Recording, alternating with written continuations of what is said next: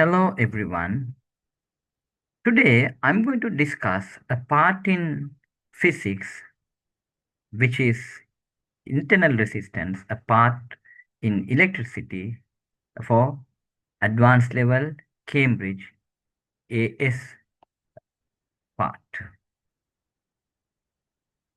And by the way, my name is Imat Latif and I'm a degree holder from University of Peradeniya in Bachelor of Physical Science, and I'm bearing a Master's in Electronics and Instrumentation from University of Colombo. Also, I worked as a lecturer for engineering for a private campus in Sri Lanka and former subject matter expert for physics for various universities at checks.com USA, which is a online solution provider for various university students. Also, I work as a content creator for Smart Skills UK, which is a web-based platform where students can reach by subscription to obtain uh, notes for their education. Also, I'm a leading international school teacher and lecturer for integrated quantity saving, especially a construction-based one for Middle East. This is for professionals. Okay, so let's come for the topic which is about internal resistance, a part of AS component for Cambridge syllabus. So I have extracted the part of the syllabus that we're going to discuss in electricity. In this one also, we're going to discuss about the last one, which is the fifth one, which is understand the effects of the internal resistance of a source of EMF on a terminal potential difference. So I have magnified it with the red color highlighted sentence. You can see. So this part only, this whole simulation, that means the knot that we're going to go through. So let's go for the topics. So what is mean by an internal resistance?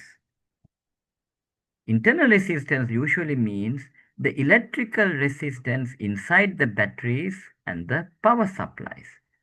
And you see, I have taken a picture here, and this is a battery.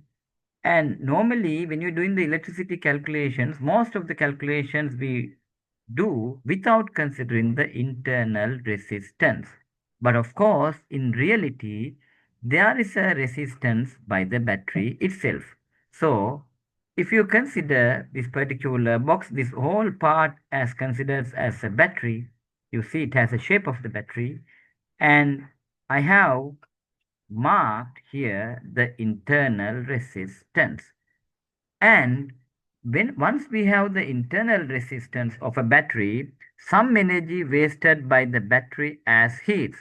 That's why battery gets heated as is connected to a circuit. For an example, let's say you have a toy car, or you connect a battery for some particular circuit, then you see the battery will get warm up with the time. Why this is getting warmed up? Because it has an internal resistance. So, due to the internal resistance of a cell, or we can say as a battery, the voltage provided by the cell will be less than the given value. For an example, let's say I am considering two circuits here. See, this circuit I have mentioned without the internal resistance, a battery or cell without an internal resistance. And here there's another cell. See this dashed rectangle indicate this whole part is the battery or the cell. Battery with an internal resistance. So what happens? Look at here. Due to the internal resistance of the cell, the voltage provided by the cell will be less than the given value. So here in this circuit, I don't have any internal resistance. So if you connect a voltmeter here, this voltmeter reading going to be 10 volt because the terminal potential will be 10 volt. Whatever the potential the battery has is going to provide it to the external circuit. But if you have another circuit, with the the battery with the internal resistance. If you measure the voltage across this battery, it has an internal resistance. So the voltage provided by the battery will be less than 10 volt because it has an internal resistance. So some voltage from this 10, some voltage will be taken up by the internal resistance. Or otherwise we will say the internal resistance will kill some voltages of this 10 volt battery. So this is how the internal resistance works in, in an electrical circuit. So then we have the calculations. This is a sample video. So I'm not going to go further with the topic. So we have to go all the other electricity chapters to understand this whole part of the electricity. But let me go through quickly. This is how the work is going. This is how your complete syllabus in Cambridge going to go through. Okay, so I hope you understood. This is a sample video to understand how the teaching methodology is going to take place when we are following the Cambridge level course.